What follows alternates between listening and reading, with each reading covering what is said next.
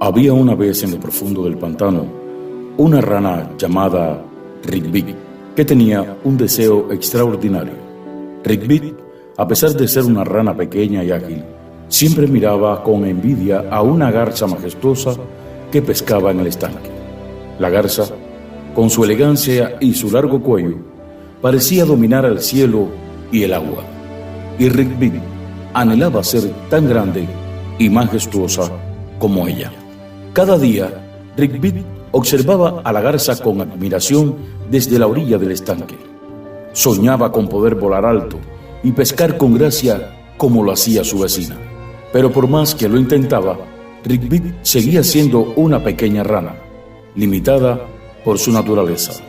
Un día, decidida a hacer realidad su sueño, Rigby se dirigió al viejo sabio del pantano, una sabia tortuga llamada Túrtulo.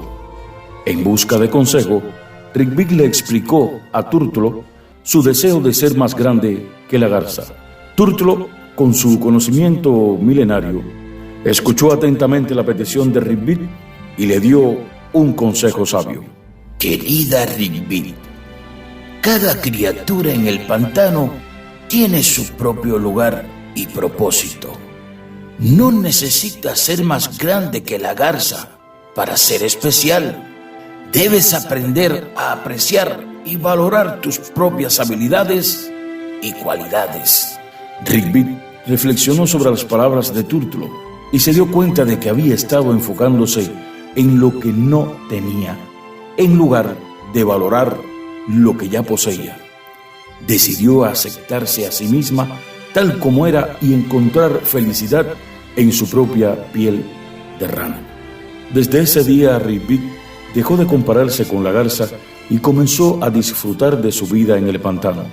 Descubrió que su agilidad y su capacidad para saltar le permitían explorar rincones del pantano que la garza nunca podría alcanzar. Además, encontró alegría en cantar hermosas melodías que resonaban a lo largo y ancho del estanque. Con el tiempo, Rigby se dio cuenta de que no necesitaba ser más grande que la garza para sentirse importante. Aprendió a amarse a sí misma y a valorar su singularidad. Y así, la pequeña rana Rigby encontró la verdadera grandeza en la aceptación de sí misma y en el amor por su propio ser.